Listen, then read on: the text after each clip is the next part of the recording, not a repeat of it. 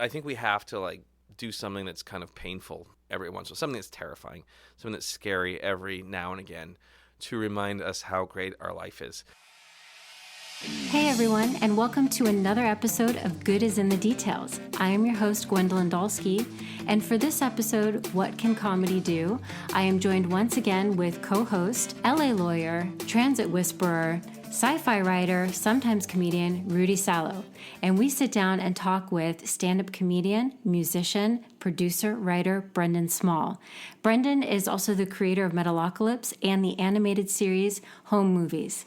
In this episode, Brendon talks about the art of stand-up, what can comedy do, and what is the function of comedy. If you have any questions about this episode, feel free to tweet at @gdolske, or you can email me at goodisindedetailspod@gmail.com. And if you are enjoying the show, please leave a rating or review, or share the episode. Yeah, why not? Okay, and here's the interview.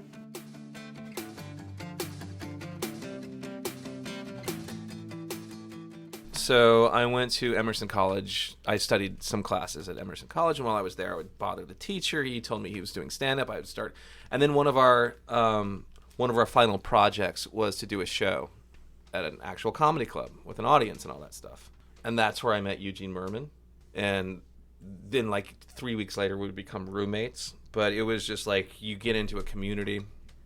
And this community is really fun, especially if you're young and you're making friends in this really crazy, scary world of potential major failure in front of your peers and all that stuff. So it was a really exciting time. But that's how you start. And then at some point, it's almost like marking a date on the calendar. And you go, all right, I'm going to do stand-up. I'm going to actually do stand-up. Whether I'm ready or not, I'm going to make up something that sounds like jokes and see if I can just survive this. And that's how you start. So what drew me to it? Creativity. Getting laughs is probably one of the best, most exciting feelings. I've gotten to do a lot of cool things. Yeah. I've gotten to play music in front of tens of thousands of people. I've gotten to do some really fun stuff. But winning an audience over is one of the more exciting things you can ever do. Even if it's a small audience. But to get, conversely, eating shit, bombing, will stay with you for a long time. It's very damaging. So that's what I think is interesting, is the mentality that getting the laugh must be so rewarding that it's worth all of those bombs. It's a great drug. It's funny. The best drug on earth. I talked to a guy after one show. I was like, what are we doing in this stupid place with this bad PA and all these people? Some of them are paying attention, some of them aren't. There's a DJ over there. It's too loud. There's an espresso maker over there. What are we doing? What kind of masochists keep walking into this stupid thing? And he said, oh, we're just chasing the dragon. We know what it's like. We know what it feels like. It's riding the white horse. Yeah, it kind of is. It's kind of a safe, and it's almost like, I think we have to like do something that's kind of painful every once in a while, something that's terrifying, something that's scary every now and again to remind us how great our life is. Let's say, like, if you have a cold or whatever it is, I always go, oh, right, I forgot to truly appreciate my life before I had this cold. Like, isn't it wonderful right now? I can breathe through my nose. Isn't this great? But if you have a cold, you're like, wait a minute, I forgot. Like the smallest little extra pressure in your face, the tiniest little thing will ruin your life. But stand up, and again, it's like, it's like a boxer on the couch. Sometimes you're in good fighting shape, and sometimes those muscles can atrophy. And I've been in both places where I felt like, okay, I've proven this to myself. Ultimately, you're trying to prove to yourself that you're funny, and sometimes you are. Sometimes you got it, and sometimes you don't. It's pretty wonderful, yeah. You're very fascinated by this topic, and you've had several stand-up comedians on this show. And I took comedy classes and did the stand-up thing because I wanted to become a better speaker, and it's been a great thing. It will help you. Yeah. It will help you. So, when are you going to get up on stage? Oh, no way. You see, no why? way. But why? Why the no way? Why can't you do it? Why? Well, I have done public speaking, but I am you very much aware of. I'm aware of what I can and cannot do. You stand in front of a class, in front of college students all the time. I mean, in terms of being funny, that's not really. No. I think that's very limiting thinking. I can talk what do you Aristotle. I think that's limiting thinking. I think if you want something, I don't think stand-up is one of those things where I also didn't get it for a while. I was going on stage and going like, oh, I remember the comedy. Rick Jenkins was like, yeah, we have to figure you out still. It was like, and I was like, that is so honest and so painful that you said that, and it's so true. And I do have to kind of figure out what is this thing. And also, it's very freeing when it works, which is, again, you have to kind of get to that mental place where you go like, all right, fuck this. I'm going to make either some huge mistakes or I'm going to go home victorious. I have a question on that point. The last several times that I went up on stage. Where'd you go up on stage? The last place was the Ice House in Pasadena. Okay. And the last 3 times in a row, the act wasn't that different. Right. But the last time, the one time when I nailed it, and the whole crowd, it was the crowd. I knew that the crowd that night was my night, even though the act wasn't that different. Right. That's the hard part for me. So you're saying to me that you're identical, because you use the identical words, it's an identical performance. Yes. It was basically and you identical. had the same amount of confidence? Yes, I did. And 100%? Scientifically proven. I have the recording, and you can hear the difference. That night, the crowd laughed at everything. And the previous time, just 3 weeks before, I only got like a 60% hit rate. The crowd's a huge factor. But also the third time, you've done it 2 other times. It's a charm, they say. Whether or not it's a charm, it doesn't. That is like threes in comedy do work nicely, but what makes you do well and not do well is this is what's fascinating about comedies. There are a myriad of factors that keep us all from being funny and or allow us to be funny. Sometimes I realize I'm at my absolute funniest when I truly don't want to be there. Okay. Where I'm like, just get me out of this. How do I get out? Like when I'm not eager, when I'm not trying to tell. When I'm like, hey guys, here's a joke, like all this stuff, like people are like, yeah, shut up, go away. Because if you're like, you know what, I don't know if you guys have heard of my jokes yet. People are like, well, go on, what do you have to say? They want to hear stuff they're not allowed to hear. If they recognize that I don't want to be there, they're like, this guy's interesting. It's really funny. Going back to Woody Allen, it's about hiding your punchline. He would talk about. By the way, I'm a huge Woody Allen fan. I grew up with him. I read all of his biographies, all that stuff. So what do I do with all this? What do I do with all this deep Woody Allen knowledge? But he would talk about, as he was giving a punchline, he'd take his glasses off and start rubbing his own eye. But that would do something to the effect of trick the audience into not knowing a punchline is coming. So that's part of it too. So you're tricking people. You're also playing to a room. You're treating them like one person. You're treating them like single people and then one whole group. There's a lot of crazy room psychology. One of my favorite things, one of the great feelings of doing just a show, just to kind of keep your muscles tight, is going into a room that's not doing so well, where I'm going on a little bit later. I have a few comedians to study what's working, what isn't, and why, hopefully. But to go, all right, this is not a great night. I don't know what this story is. And I always ask, what is this, a Groupon situation?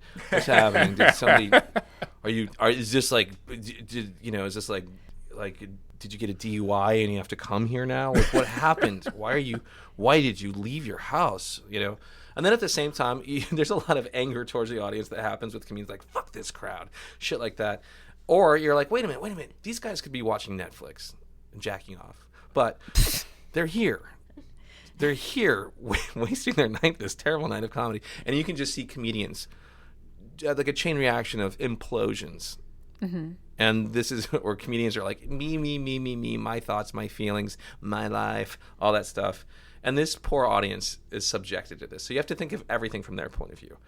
And if you can, one of the great things that you can do, and again, it goes to public speaking, pitching a show, whatever it is, you can turn it around. Like, there's got to be a way to change this, change this whole room's energy and release it, let it go, and start it anew. In that situation in particular, do you do a lot more crowd interactions at that point? I started to as I continued on. So yeah, so I do enjoy just going like, what are we doing here? What is this? Just breaking the whole thing and saying like, what am I like? What is wrong here? What is happening? Why is this? In one way or another, you're asking these questions. Why something isn't working? Why this whole night has been a disaster. It's almost like a philosophy professor. Well, that I mean, really. Well, I mean, those are very difficult questions to ask. Well, now that you're saying, I mean, that's one of the things I wanted to ask you or tap into is, what does comedy do for us? What is its role in society? Because you're right, people will pay or spend an evening watching Netflix, or there's a lot of money that goes into comedy. What do you think is comedy's function? Well, I'll tell you, without it, I think I don't know what the hell we would do in our free time. I don't know. We were watching a documentary on HBO. It was a documentary that took place in the Arkansas. It took place in Arkansas, and it was about crystal meth in Arkansas. And Jesus. And it was dark stuff. Right, but what we had was a family, a group of people who were all addicted to this drug, and I was looking at it and I was like, "Oh wow, this is a very serious documentary and very." But I was looking at people that were not very funny. And I thought, here, what do you do to pass time in Arkansas? I've been there. I have family there.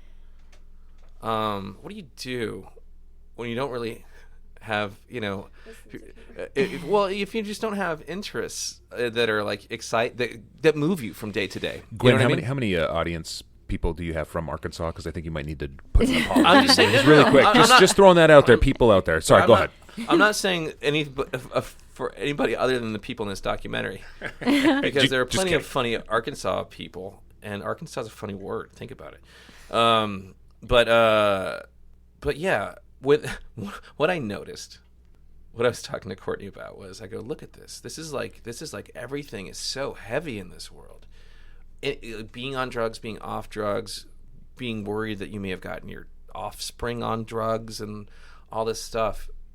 Nobody has made a joke this whole time. There's nothing funny in this world, and it's the ennui. It's like the heaviness of every moment, and they're just experiencing it. And we've got a lot of days in our lives, and just to experience the heaviness of weighty moments and air and all that stuff with nothing to break that tension.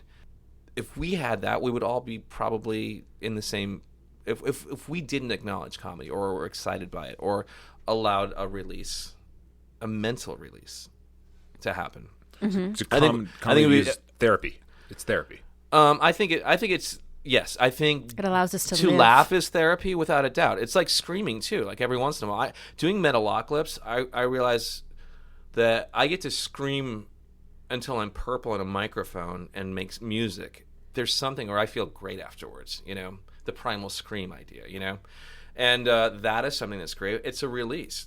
Going to a gym and going like, all right, I'm totally exhausted now, because like our whole body is built up with tension and lactic acid and shit that makes people uptight and all that stuff. You need something, something. So there's comedy, but there's also heavy metal, and there's also movies. there are a bunch of things that, but also, I mean, I'm just excited by the idea of trying to come up with unique thoughts, trying to say something that someone hasn't said, hopefully, something that pertains to me personally, all that stuff. But I'm talking about being a comedian as opposed to just being an audience member and laughing. Well, I think, it's an existential question. Well, I think that Nietzsche said that if the world made sense, then art would not exist. And comedy as a part of art is a way to deal with the incongruity of existence or the weight of existence, and then you can enjoy life. See, this is funny. we one thing that we've come up with when we've talked to comedians on the show is that comedy can also be one of the pillars of democracy. It's a way to talk about weighty issues. Sometimes they're political, but yeah, if we can at least address some of these issues, like Dave Chappelle has on his most recent Netflix special. Sure, that's one of the important points of comedy is, okay, let's talk about this very difficult subject in a funny way, and maybe we can come out better because that we laughed about it, and maybe we can think a little different as a society. I think it's amazing. Like, some comedians have a magical ability to be able to take something very dark and fucked up and break it down in a way that's so funny and so digestible, and also makes everyone go, "Oh, right. I would never believe it." Like, Bill Burr is so great. I always think he does something that's pretty fantastic and articulate and intelligent, because I've seen him do this a few times where he will almost act like a defending attorney for a notion, for an idea or something. And he will go, all right, this is my client, and I've got to defend this client somehow. And bear with me. We may, this may get rocky, but if I were to defend, and I've seen him do it in a way where we're all on board with, we know this is the wrong client to represent. We know this. Slimy criminal defense lawyer. But I remember hearing him do like a bit on Bill Cosby too, going like, is this, he was equating, I won't even do it, I'm not even going to try to go there, but if you find this bit somewhere, look it up. But he's basically defending Bill Cosby. How would you ever be able to defend what Bill Cosby did? And of course, he's the worst. It's not a questionable. But in this fantasy dissertation, will the audience, he'll ask the permission of the audience to be able to see what it would be like. Yeah. And he kind of gets himself off the hook. Of course, I don't think it's in his belief system. I don't think he's going up there with a manifesto or anything. I think he's really having a great deal of fun, because I can see you as a lawyer lighting up, because it is a funny notion to be able to defend the indefensible, because that is what a lawyer must do at some point. Bill Cosby had lawyers. I mean, he went to trial. I mean, he had some high-powered attorneys, right? And there are attorneys that have to deal with that. Of course. Well, John Adams helped the Redcoats a little bit. He did. Somebody else has got to go help Bill Cosby. It's true.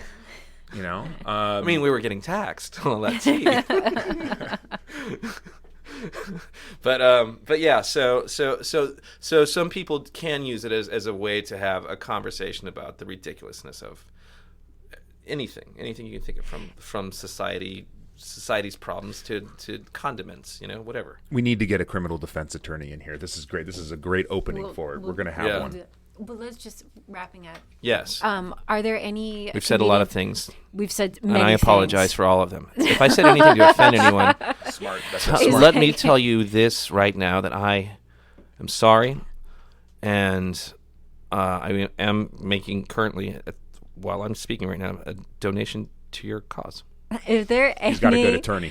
Are there any comedians right now that you can think of who are doing something that you would say this is important? That's a good question. There are a lot of funny people. Turn on Netflix. There's so many funny people. Got so good at telling jokes over this kind of comedy boom over the last 10 years.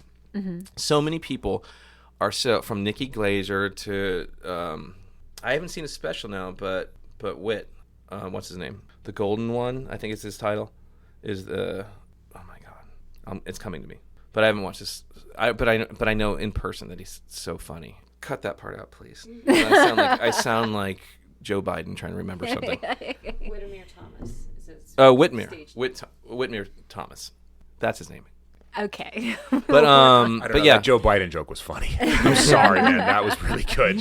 That has to stay in. Joe Biden, yeah. My favorite's at the end of that one debate when everybody was saying like, "Come to my website," and then he's like, "You can go to Joe at 5." What did he do? Like he just. I didn't see that. Oh my god, that was one of the fun. I could not. Okay. Whatever. Back to this thing. So in conclusion, what is funny to me may not be funny to anybody else, which is why people get offended. Which is like what I think is a light subject, somebody else may think is a heavy subject. When I'm trying to be, absurdist or nonsensical, which absurdism is hilarious to me. I love weird, fucked up, incongruent things. I think we're going to need a lot more comedy these days with the world falling apart and everyone going virus crazy. And look, we're all going to be... the most important thing that we're going to need to have is probably a Netflix subscription, because we're not going to be leaving our houses. Right.